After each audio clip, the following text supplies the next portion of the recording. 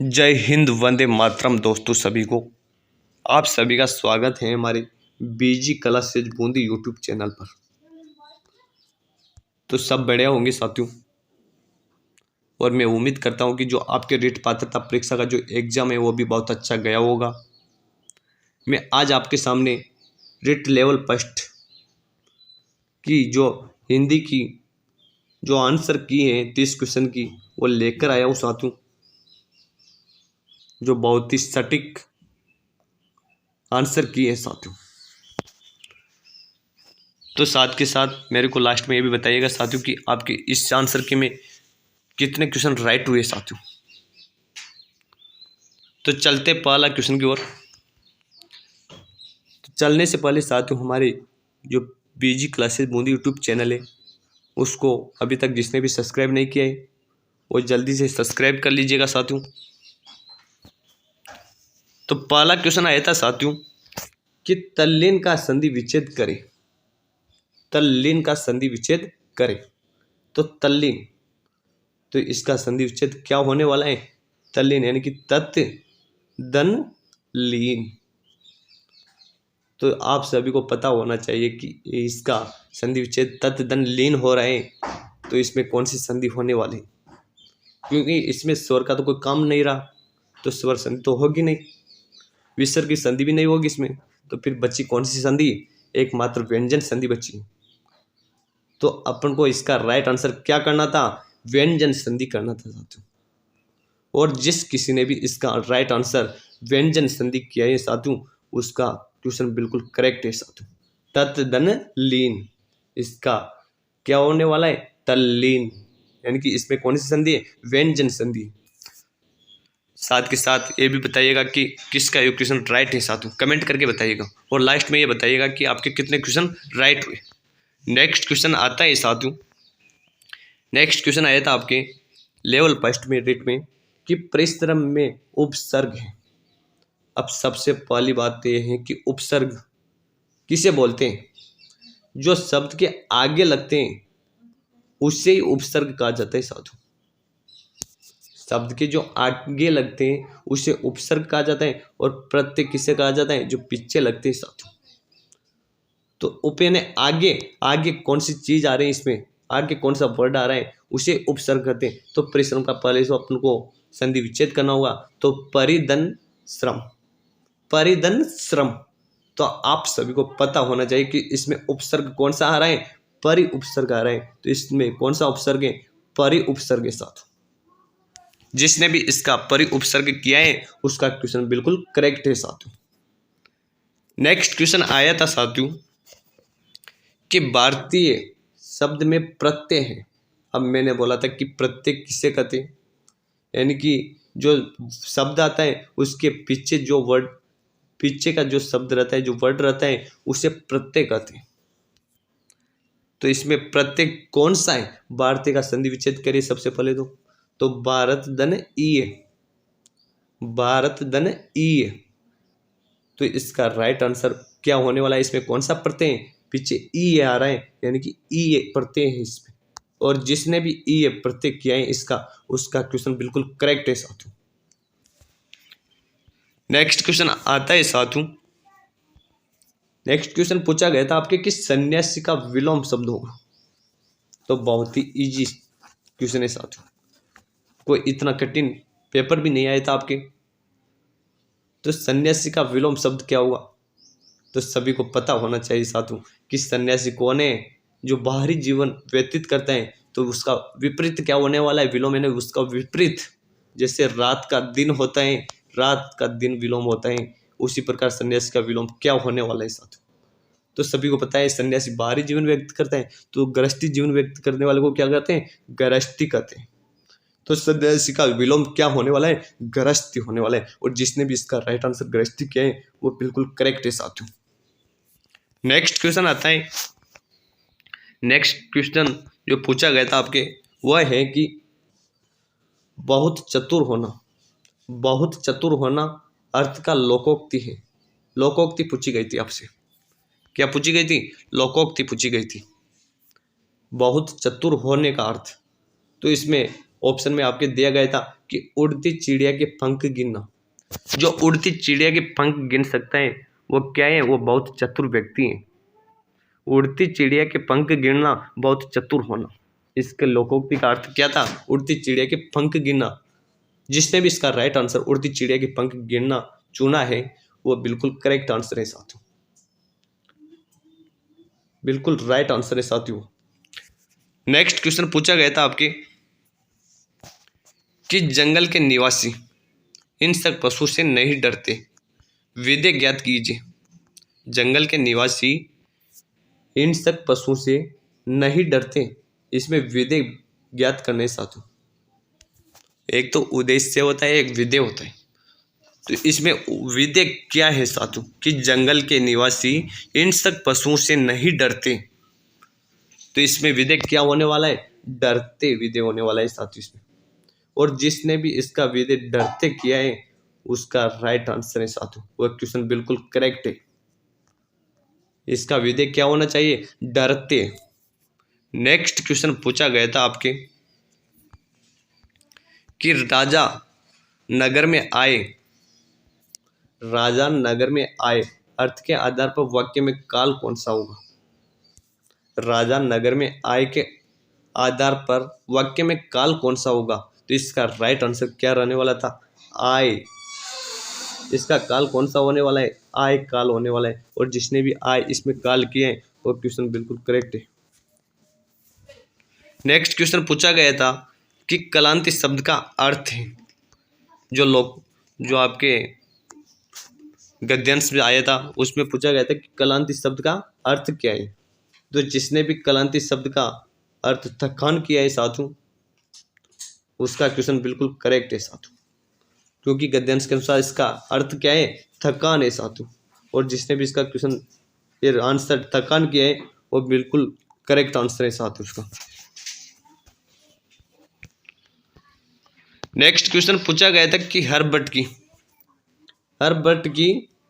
जो हर्बर्ट की पंचपदी किसने प्रस्तुत की थी? हर्बर्ट की पंचपदी किसने प्रस्तुत की थी? तो इसका राइट आंसर क्या करना था आपको? T Jailer. और जिसने भी इसका राइट आंसर टी जिलर किया है उसका क्वेश्चन बिल्कुल करेक्ट है।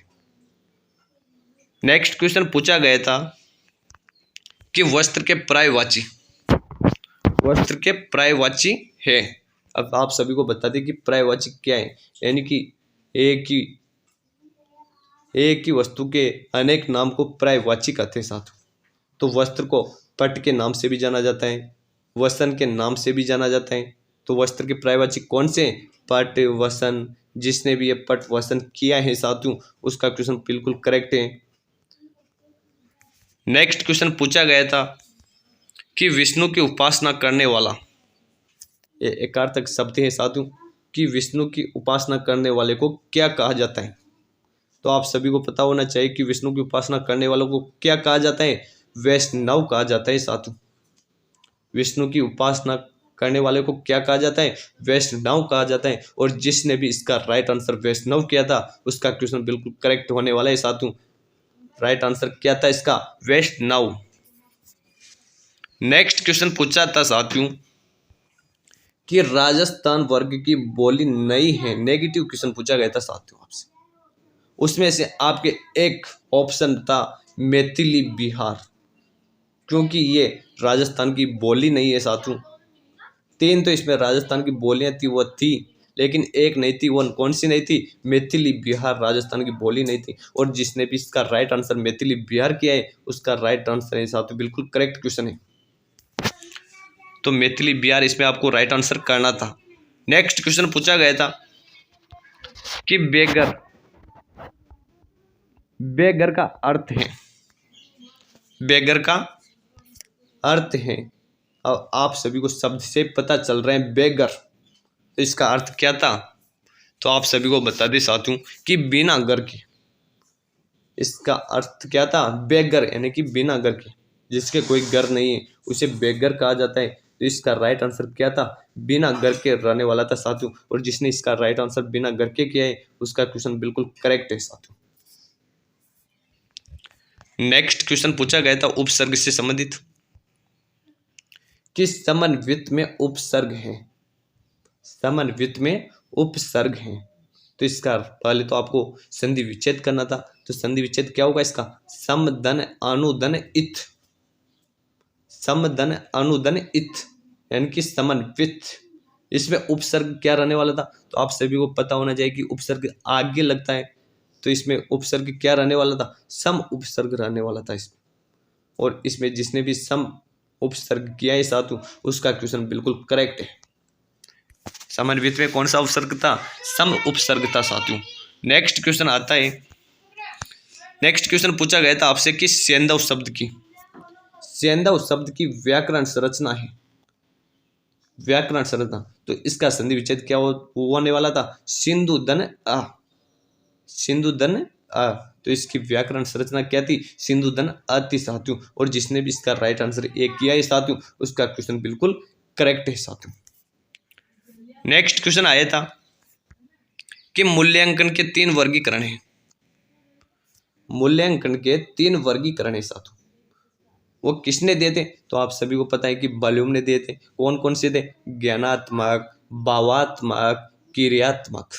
मूल्यांकन के 3 वर्गीकरण थे, ज्ञानात्मक, भावात्मक, क्रियात्मक। किसने दिए थे? बीएस बलूम ने दिए थे साथियों। तो इसका राइट आंसर क्या रहने वाला था? बीएस बलूम, जो ज्ञानात्मक, भावात्मक और क्रियात्मक। जिसने भी ये इसका राइट आंसर किया है, उनका क्वेश्चन बिल्कुल करेक्ट है साथियों। नेक्स्ट क्वेश्चन पूछा गया था कि भाषा का चौथा कौशल है, भाषा का चौथा कौशल कौन सा है? तो भाषा में कितने कौशल है? 4 कौशल है।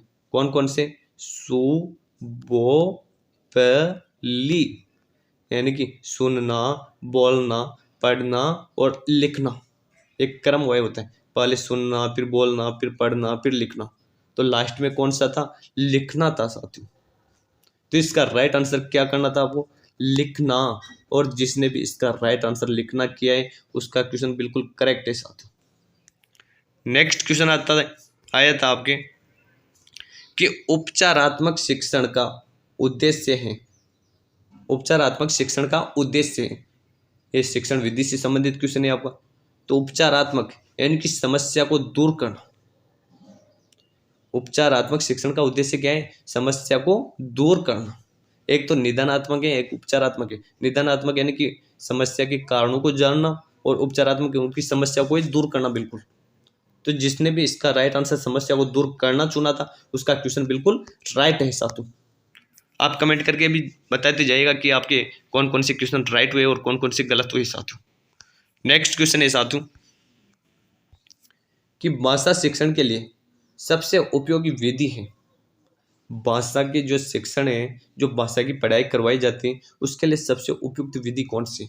व्याकरण अनुवाद विधि होना था इसमें। कौन सी है भाषा शिक्षण के लिए सबसे उपयोगी विधि? व्याकरण अनुवाद। यानी कि बच्चा व्याकरण का अनुवाद करना ही नहीं सीखेगा, क ग नहीं सीखेगा, तो वह कहाँ से भाषा का शिक्षण कर पाएगा? तो इसमें सबसे उपयोगी विधि कौन सी होने वाली थी? व्याकरण अनुवाद विधि होने वाली थी। और जिसने भी इसका राइट आंसर व्याकरण अनुवाद किए हैं, वो बिल्कुल करेक्ट है साथियों। नेक्स्ट क्वेश्चन पूछा गया था कि सूक्ष्म शिक्षण विधि किसने प्रदान की थी? सूक्ष्म शिक्षण विधि किसने प्रदान की थी? तो इसका राइट आंसर आपको क्या करना था? DW Allen. सूक्ष्म शिक्षण यानी कि बारीकी से शिक्षण विधि किसने प्रदान की थी? DW एलन ने की थी। और जिसने भी इसका राइट आंसर DW एलन किया है, वो बिल्कुल करेक्ट है। नेक्स्ट क्वेश्चन पूछा गया था कि मॉन्टेसरी विधि किस आयु वर्ग के लिए उपयुक्त है? मॉन्टेसरी विधि किस आयु वर्ग के लिए उपयुक्त है? तो आप सभी को पता होना चाहिए कि यह विधि 3 से 6 वर्ष के बालकों के लिए उपयुक्त है। जो आंगनबाड़ी में शिक्षा दी जाती है, वो 3 से 6 वर्ष के लिए दी जाती है। और 6 से 7 वर्ष के बीच में बच्चा पहली कक्षा में प्रवेश करता है, उससे पहले जो शिक्षा दी जाती है विद्यालय से पूर्व, वो मॉन्टेसरी विधि के द्वारा दी जाती है। तो इसमें आपको राइट आंसर क्या करना था? 3 से 6 वर्ष। और जिसने इसका राइट आंसर 3 से 6 वर्ष किया है, वो बिल्कुल करेक्ट है। नेक्स्ट क्वेश्चन पूछा गया था कि हिंदी शिक्षण का सूत्र है, जो हिंदी शिक्षण है उसका सूत्र क्या है? हिंदी में जो शिक्षण प्रदान किया जाते हैं, इसका राइट आंसर क्या रहने वाला था? सरल से कठिन की ओर। पहले क ख ग बढ़ाना पड़ता है, फिर उनके शब्द बनाने पड़ते हैं, फिर उसके बाद वाक्य पढ़ाने पड़ते हैं। तो सरल से कठिन की ओर जाना पड़ता है। यही हिंदी शिक्षण का सूत्र था, और जिसने सरल से कठिन की ओर सूत्र को सही बताया वो बिल्कुल करेक्ट आंसर है, और जिसने इसको किया है वो बिल्कुल करेक्ट है साथियों। नेक्स्ट क्वेश्चन आया था साथियों कि प्रत्यर्पण में कौन सी संधि है। प्रत्यर्पण में तो सबसे पहले आपको इसका संधि विच्छेद करना था। प्रत्यर्पण का संधि विच्छेद क्या होता है कि प्रतिधन अर्पण, प्रतिधन अर्पण। तो इसका राइट आंसर क्या रहने वाला था, एण स्वर संधि रहने वाला था साथियों। और जिसने भी इसका राइट आंसर एण स्वर संधि किए वो बिल्कुल करेक्ट है साथियों। नेक्स्ट क्वेश्चन पूछा गया था कि मौन वचन से क्या लाभ होता है। मौन वचन से क्या लाभ होता है, तो इसका राइट आंसर क्या रहने वाला था, मौन वचन जो मन के अंतर्गत जो वाचन किया जाता है, जो शांत रहकर वाचन किया जाता है, मौन रहकर, उससे कहते हैं। तो इसका क्या लाभ होता है, अर्थ ग्रहण करने की क्षमता का विकास होता है। इसका राइट आंसर क्या रहने वाला था, अर्थ ग्रहण करने की क्षमता का विकास होता है, इससे ही मौन वाचन का लाभ कहते हैं साधु। और जिसने इसका राइट आंसर ये किया था वो बिल्कुल करेक्ट है। नेक्स्ट क्वेश्चन पूछा गया था कि एरिस्टिक ने इकाई के कितने सोपान बताए। एरिस्टिक ने इकाई के कितने सोपान बताए गए, तो इसके 3 सोपान बताए गए साधु। और जिसने इसका राइट आंसर 3 सोपान किए वो बिल्कुल करेक्ट है साधु। नेक्स्ट क्वेश्चन पूछा गया था कि भाषा शिक्षण में सबसे कम महत्व सामग्री है, तो क्या थी, मानचित्र थी साधु।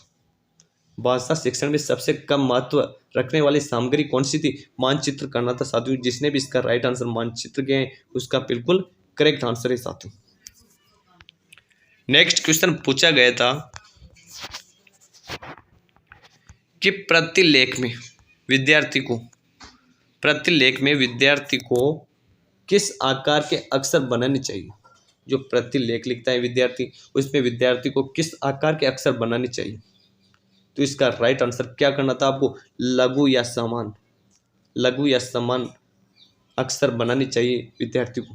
तो इसका राइट आंसर जिसने भी लघु या समान किए उसका क्वेश्चन बिल्कुल करेक्ट है साथियों। तो नेक्स्ट क्वेश्चन, तो ठीक है, आज की क्लास ये क्वेश्चन पूछे गए थे हिंदी में, ये जो 30 क्वेश्चन पूछे गए थे उसको मैं आपके सामने लेकर आया हूँ साथियों। तो जिसके भी जितने क्वेश्चन राइट हुए हैं साथियों, उसको आप हमारे को कमेंट करके ज़रूर बताइएगा कि किस किस के कितने क्वेश्चन राइट हुए। और जिसने भी अभी तक चैनल को सब्सक्राइब नहीं किया हमारे बीजी क्लासेस मुंदी यूट्यूब चैनल को, वो जल्दी से जाइए और चैनल को सब्सक्राइब कर लीजिएगा साथियों। आगे जो शिक्षक भर्ती से संबंधित क्लासें रहेगी उसकी क्लासें मैं आपके लिए डेली लेकर आता रहूँगा साथियों।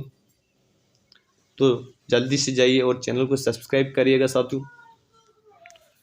और ऐसे और भी कोई जानकारी आएगी साथियों तो मैं आपको समय समय पर देता रहूँगा साथियों। तो ठीक है साथियों, धन्यवाद, मिलते हैं अगली क्लास में।